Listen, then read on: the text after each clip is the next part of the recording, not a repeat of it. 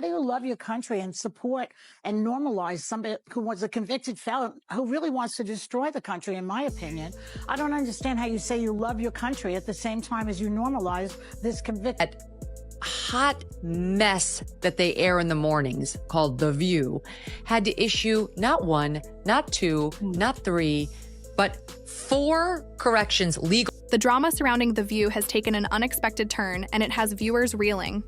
A recent bombshell dropped by none other than country music icon Carrie Underwood has shaken the show to its core. Underwood, known for her powerhouse vocals, has filed a jaw-dropping $900 million lawsuit against the co-hosts of The View.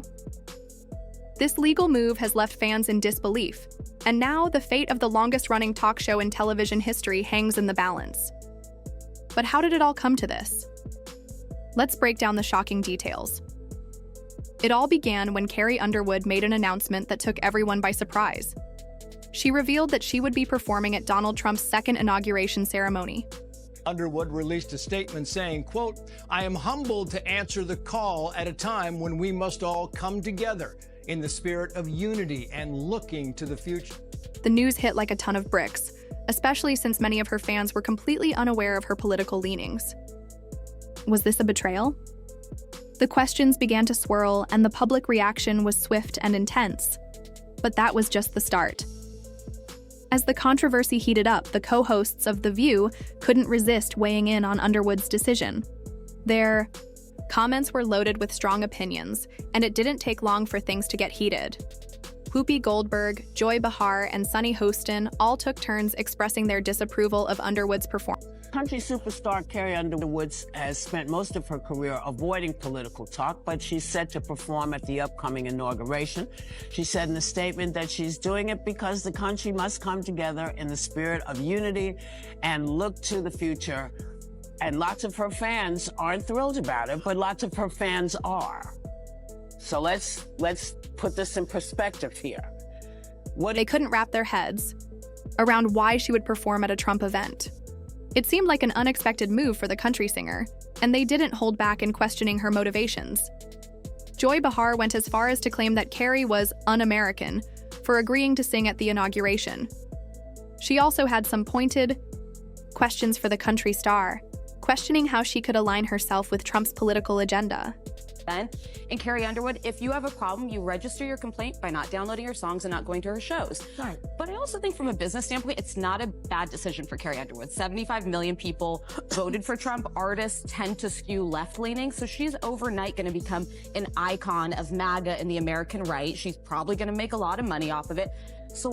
Meanwhile, Hostin expressed that she would have refused the invitation if she were in Underwood's shoes, though she jokingly added that she couldn't sing a note herself. Then there was Whoopi Goldberg, who took a different approach. While she didn't necessarily agree with Underwood's decision. I'll tell you right now, I wouldn't do it, even though I can't sing. You would not sing? No, I would not. I would not normalize. She expressed respect for the singer's right to choose. Despite their differences, it became clear that each of the co-hosts had something to say about the controversial performance.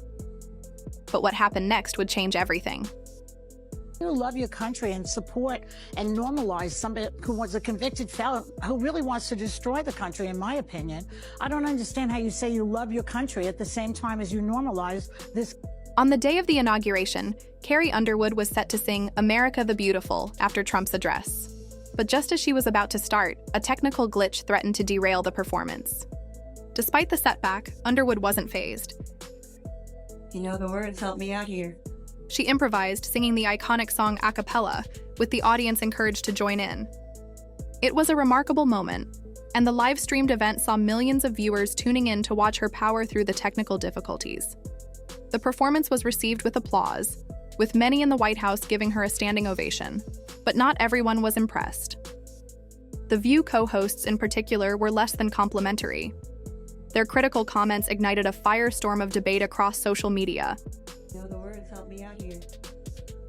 Oh, beautiful, for spacious skies, for amber waves of grain, for purple mountain majesties above the fruited plain. America, America, God shed his grace on thee and crown thy good with brotherhood from sea to shining sea.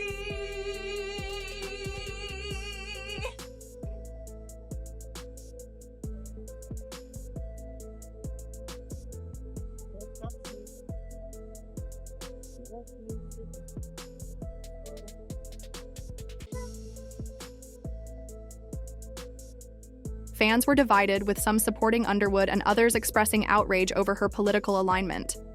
As the drama unfolded, Carrie found herself under the microscope, her every move scrutinized. The backlash didn't end with online comments. Fans began taking action against Underwood, calling for her music to be boycotted and even blocking her on streaming platforms. It was a career-damaging moment for the country star. Years of hard work and dedication to her craft seemed to unravel in an instant. It was a devastating blow to her career, and Carrie had had enough. After trying to weather the storm in silence, Underwood decided to take action.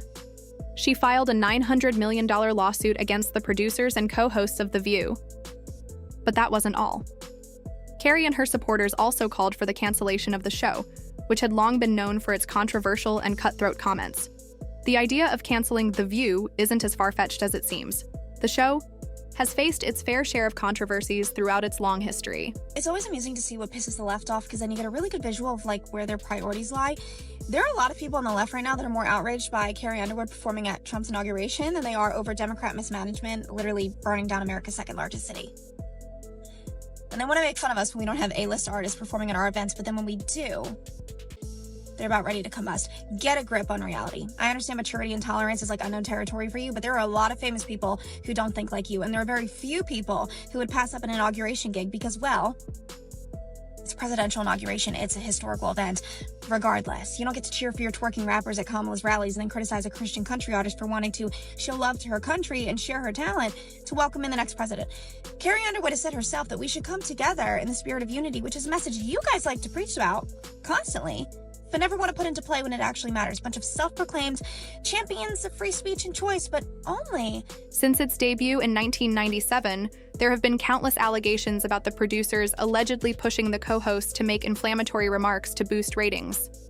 The show's cutthroat nature and the personal drama between the hosts have kept viewers tuning in, but it's also earned them a reputation for stirring up tension and conflict.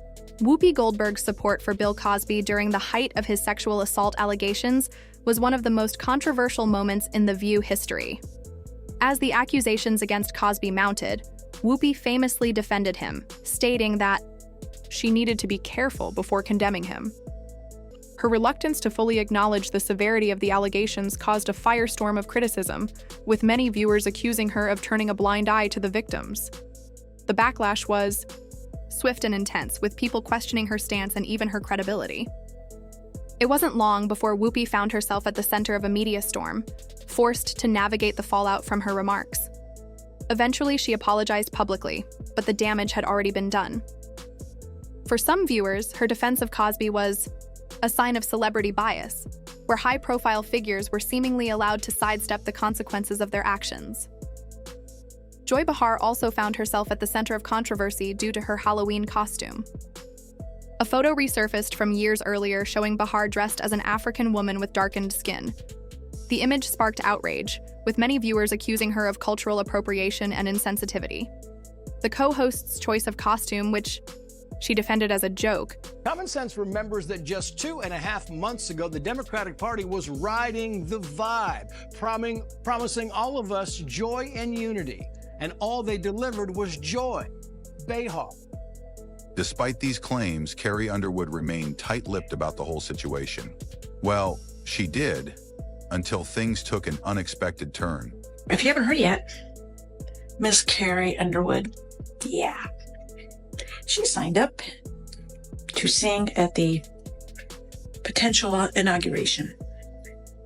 So if that's a deal breaker for you, like it is for me, and you have a Spotify get over there and block her. You can block artists that you don't want, that you know support Dumpty. So if you don't know how to do that, you go to the artist, you go to 3 dots, you click that, then you can click block artist. So I suggest that we all do that. Yeah, there's a few songs I like of her, but it's not worth it. Not worth it. We're not supporting MAGA lovers. Not doing it. So I suggest you go do that too. Plus, it's not Was deemed offensive by many, and the internet quickly weighed in on the issue. In response, Joy issued a public apology, acknowledging the hurt her costume may have caused. However, the controversy surrounding the incident continued to simmer, with debates about race, identity, and the limits of comedy in the public eye.